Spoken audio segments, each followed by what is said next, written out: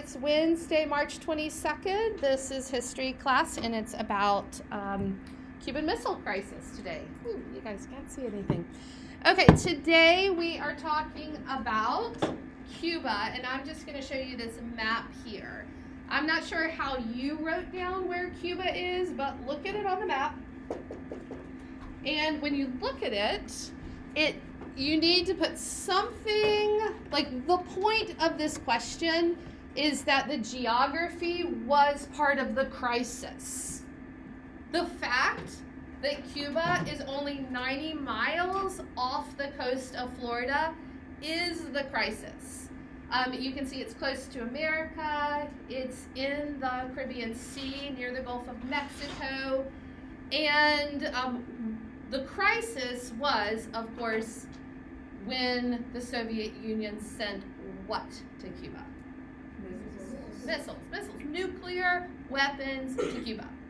Now you guys know, especially back in the 50s, like our capacity is much longer range missiles now, but then you had to be kind of close to a target in order to bomb it. And think of the original nuclear weapons that we dropped on, atomic bomb that we dropped on Hiroshima and Nagasaki. How close were we when those got dropped? Directly over it, dropping it out of an airplane. You know, so this point right here in history, you probably, for the Soviet Union or for America to actually really threaten, they kind of, like, the Soviet Union probably had to be like in the waters close to America to be like, we're going to shoot something at you. America, on the other hand, do you guys remember from your textbook where we had nuclear weapons? Turkey, and there was another place. Italy. Yeah. So we had nuclear weapons in Italy and in Germany, which is actually a threat to the Soviet Union. Because you remember the Soviet Union wasn't at this point just Russia, which is already close to Turkey, but it was all of those other countries that the Soviet Union had taken possession of after World War II. So from Turkey and from Italy, we could directly threaten the Soviet Union, but they couldn't directly threaten America until the Cuban Missile Crisis. This is the closest it ever hit to home. And it was a very short-lived window, but it was a very critical window for Americans. I'm trying to think who you would have to interview to hear about the Cuban Missile Crisis. I don't even know if your grandparents are going to quite remember it. They might have been really young. Like, they might have been at the age where their parents protected them, but their parents were probably completely freaking out about the Cuban Missile Crisis. So much so that people were, building nuclear shelters. They were figuring out how to hide underground. They were packing, non-perishables, thinking they were going to get stuck there for a long time. Like, it was only for in between 6 and 12 days, but it was crazy for the Americans who thought all of a sudden we're about to get hit. Where I guess the Soviets had lived with that for a while. Yes. Why is Cuba now the main target? Not a target. It was the place the Soviets put their missiles to target America. But the why is what we're about to get to. The why is a good question. So go back, rewind just a tiny bit to 1898. Something that we have talked about but briefly in this class, the Spanish-American War in 1898. In the Spanish-American War, Cuba switched hands. It used to be a Spanish colony, and because of this war, it came under the possession of whom, Willow? Yeah, of the United States. We talked about this because we were talking about the idea of isolationism and imperialism. On this spectrum of imperialism and isolationism, what is this an example of, Ellery? It's not a card. I'm just asking you. If you think about imperialism, isolationism, the United States having possession of Cuba would be an example of which one? Imperialism. It was probably one of the first modern examples of us being imperialistic internationally. I mean, the westward expansion had happened. I guess that kind of counts because Mexico was out there, Native Americans, but that was a little bit more domestic. This was a turning point in U.S. policy for us to take possession of Cuba, but then after 4 years, we gave them independence. So, like, it really wasn't completely, like, the vibe wasn't that. We just wanted to keep a military base down there. Guantanamo Bay, yeah. When we had it, was it like considered a state or? No, just a territory that we sort of had temporary possession of. It wasn't even as much as close to like America as Puerto Rico is, which you know is also not a state. It wasn't even that close. Okay. So Fidel Castro is the one who brought a communist revolution to Cuba. And at first, it seemed really awesome. Who wants to tell us why it seemed really, really great at first? Yes. He used education and used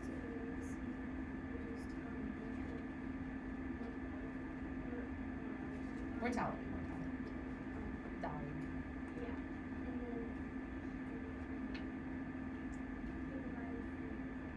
and then Now, like one of the earlier classes said, well, what if government only did this?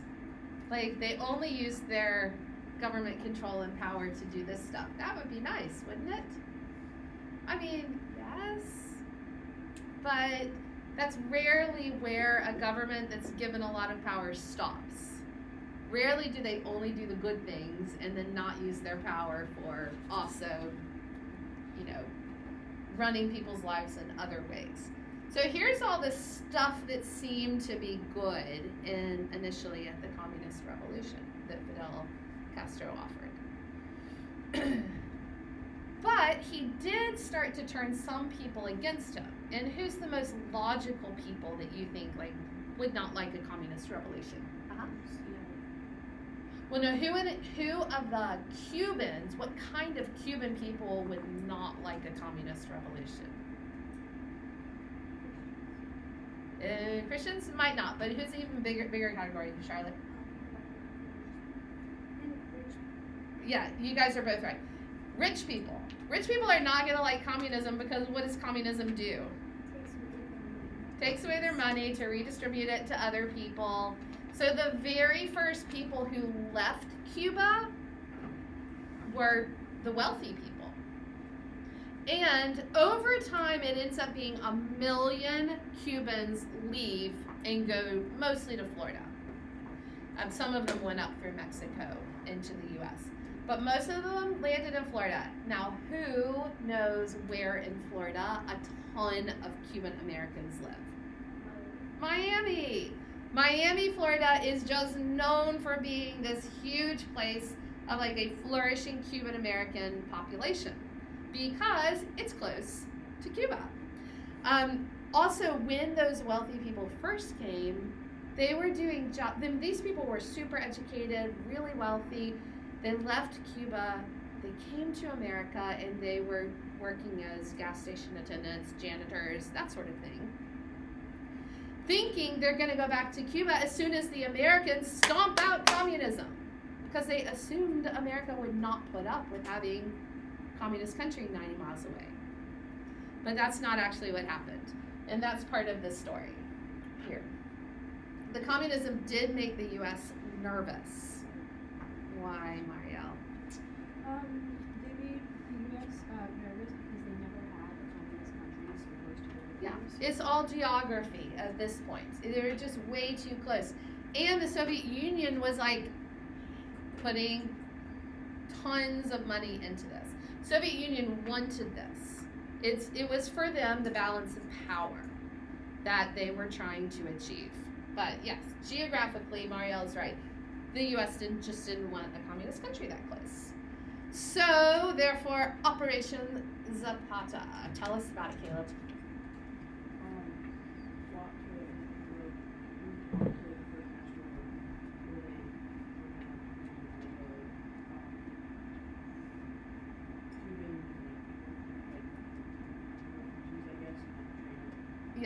train them to do military stuff. And they're going to try to make it look like it was Cuban revolt. Yes, DJ. So I looked in the book and there was like a lot of tips on his Castro's life. Yeah. But I looked online and it seemed like it was just overflowing. It's crazy, wasn't it? It was like the Germans wanted to overthrow Hitler, but they didn't do as much attempts on his life as much as they Right. tried to. We know of 6 assassination attempts on Hitler, but the assassination attempts on Fidel Castro Were the most simplest. Yes, it was like, I think of those, I know that's a little further in the slideshow, but I think of them as like almost like a comedy spy show. I said to the last class, it's like Psych gone bad, but they're like, what's Psych? I was like, I don't know, pick your favorite like silly, funny spy show of, with like goofy, bumbling spies. There's a movie like that where the person is always messing everything up. Anybody know what I'm talking about? What is it? Uh-huh. Isn't like Austin Oh, Powers? well, I'm sure his is funny too. But anyway, think of something like that, and that's like what the U.S. government was doing all the time, DJ. Yeah, but not Operation Zapata was more normal. It was like, okay, we've got a great plan. Let's get the Cubans, and we'll put them in American airplanes, and we'll paint over the airplane, and no one will know it's American. Like what? Like they think what? These Cuban refugees just created an air force and it just managed to have the planes looking exactly like American planes with a coat of paint on them. So it was a bad cover-up job.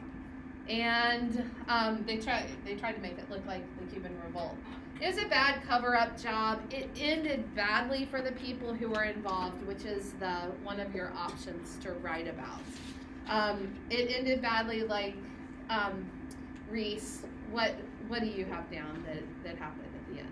Kennedy denied any involvement and canceled the second missile attack. Yeah. And then Castro captured 1,000 members of the 2 fighters. Yeah.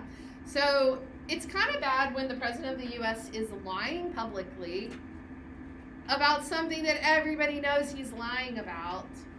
And then on top of it, a little bit after this point, Cuba traded back the Brigade 2506, traded them back to the U.S. And then the U.S. welcomed them home with great fanfare. Okay. Obviously, that was your scam, right? It was a terrible cover-up. And he was supposed to send in a second air attack, and he didn't, which is what stranded these poor people there. Of the 1,000 people, I think 900 of them came home. There were about 100 that died. So it was a bit of a just general disaster. That's the Bay of Pigs. This right here, the overall huge incident is called the Cuban Missile Crisis. And this is when the Soviets sent the missiles, put them in Cuba, had them pointed directly at the U.S., and there was this whole kind of a depends on what you count, 6 to 12 day crisis in America. I'm going to show you a super interesting TEDx video on this, but I'm going to wait till the end to make sure we have time or do that. But first, what I do want you to see is President Kennedy himself, when he announces to the nation and tells the nation about what's going on. I want you to see this because this was newsworthy for a sitting president to be telling the country what was going on. Instead of it being leaked by media, which is pretty much what happens today with anything major, this was not leaked by media. This is the official position of the U.S. government, and I want you to hear it from Kennedy's own mouth. I'm going to put subtitles on. It's going to help you to... Good evening, my fellow citizens. This government, as promised, has maintained the closest surveillance of the Soviet military buildup on the island of Cuba. Within the past week, unmistakable evidence has established the fact that a series of offensive missile sites is now in preparation on that imprisoned island. The purpose of these bases can be none other than to provide a nuclear strike capability against the Western Hemisphere. Only last Thursday, as evidence of this rapid offensive buildup was already in my hand, Soviet Foreign Minister Gromyko told me in my office that he was instructed to make it clear once again, as he said his government had already done, that Soviet assistance to Cuba, and I quote, pursued solely the purpose of contributing to the defense capabilities of Cuba, unquote.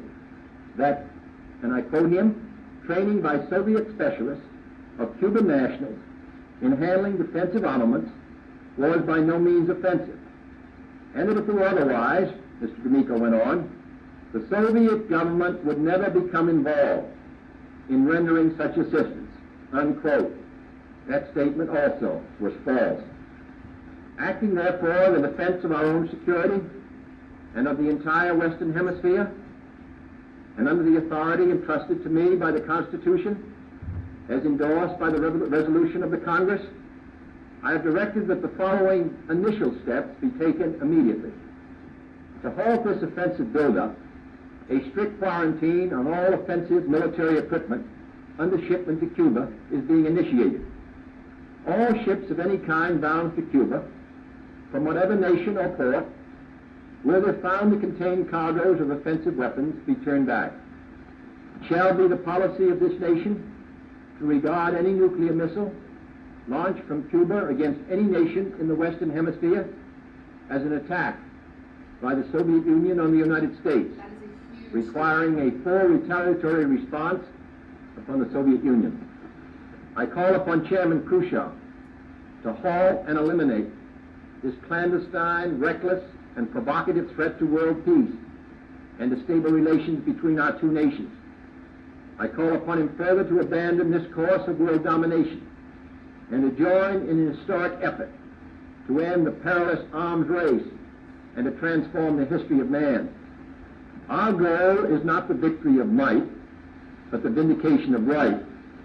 Not peace at the expense of freedom, but both peace and freedom here in this hemisphere, and we hope around the world.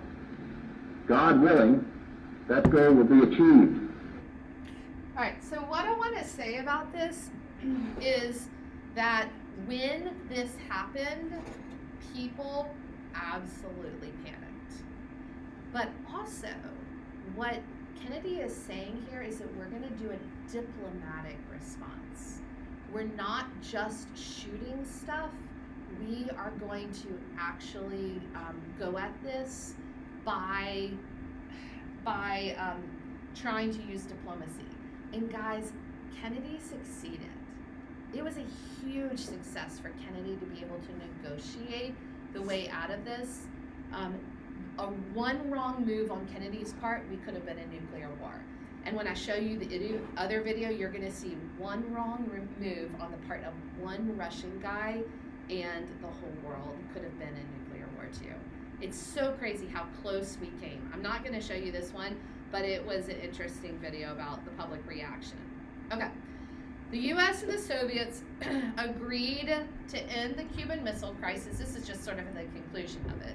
After diplomacy, after working out with a diplomatic thing, the Soviets agreed to stop shipping missiles, to take them out of Cuba, and the U.S. agreed to basically take all their missiles out of Turkey and France. But guys, this is where we were. Look at those circles. This is what could have happened. This is from Cuba where the nuclear weapons could have hit. Mm-hmm. I wonder if the actual the missiles actually got dropped. I wonder if Yeah, we don't, I mean, I doubt it would have actually wiped out everything, but it just would have been so disastrous.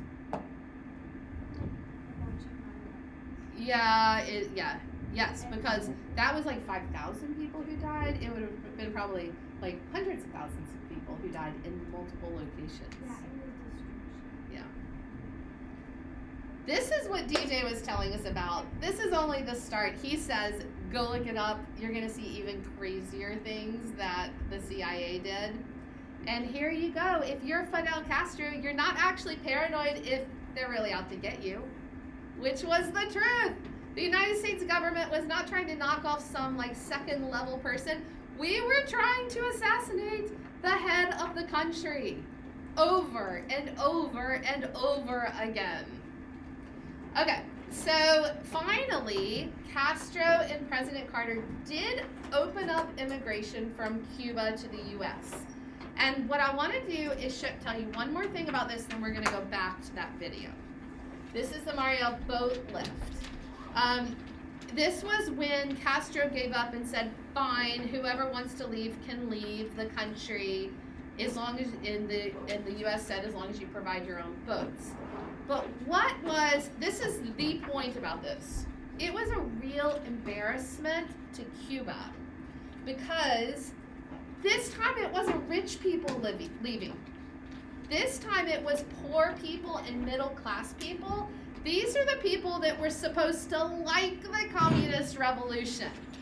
And they were leaving Cuba. Why do you think they were leaving? Because it just didn't work.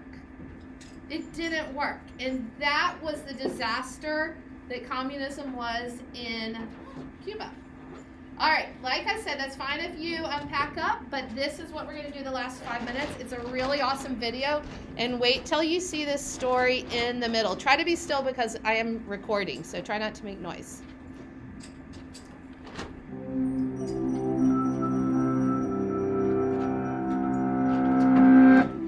It's not hard to imagine a world where at any given moment, you and everyone you know could be wiped out without warning at the push of a button.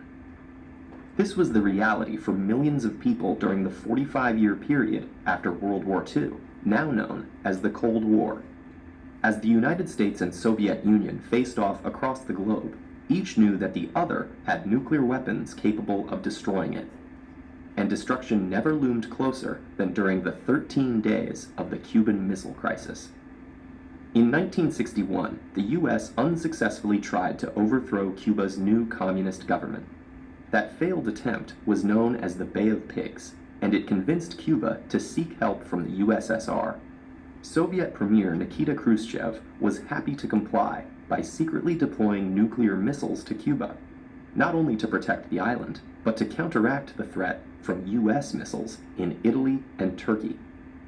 By the time U.S. intelligence discovered the plan, the materials to create the missiles were already in place. At an emergency meeting on October 16, 1962, military advisors urged an airstrike on missile sites and invasion of the island. But President John F. Kennedy chose a more careful approach. On October 22nd, he announced that the U.S. Navy would intercept all shipments to Cuba. There was just one problem. A naval blockade was considered an act of war. Although the president called it a quarantine that did not block basic necessities, the Soviets didn't appreciate the distinction. In an outraged letter to Kennedy, Khrushchev wrote, "The violation of freedom to use international waters and international airspace is an act of aggression, which pushes mankind toward the abyss of world nuclear missile war." Thus ensued the most intense 6 days of the Cold War.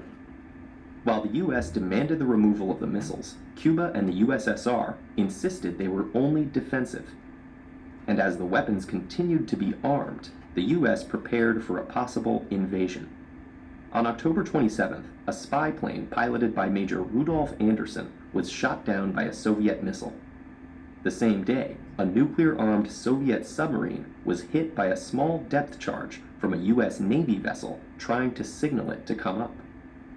The commanders on the sub, too deep to communicate with the surface, thought war had begun and prepared to launch a nuclear torpedo. That decision had to be made unanimously by 3 officers. The captain and political officer both authorized the launch, but Vasily Arkhipov, second in command, refused. His decision saved the day, and perhaps the world. But the crisis wasn't over. Isn't that crazy? For the first time in history, the U.S. military set itself to DEFCON 2. the defense readiness one step away from nuclear war. With hundreds of nuclear missiles ready to launch, the metaphorical doomsday clock stood at 1 minute to midnight. But diplomacy carried on. In Washington, D.C., Attorney General Robert Kennedy secretly met with Soviet Ambassador Anatoly Dobrynin. After intense negotiation, they reached the following proposal. The U.S. would remove their missiles from Turkey and Italy and promise to never invade Cuba in exchange for the Soviet withdrawal from Cuba under UN inspection. Once the meeting had concluded, Dobrynin cabled Moscow, saying time is of the essence and we shouldn't miss the chance. And at 9 a.m. the next day, a message arrived from Khrushchev announcing the Soviet missiles would be removed from Cuba. The crisis was now over. While criticized at the time by their respective governments for bargaining with the enemy, contemporary historical analysis shows great admiration for Kennedy and Khrushchev's ability to diplomatically solve the crisis. But the disturbing lesson was that a slight communication error or split-second decision by a commander could have thwarted all their efforts, as it nearly did, if not for Vasily Arkhipov's courageous choice. The Cuban Missile Crisis revealed just how fragile human politics are compared to the terrifying power they can unleash. Crazy.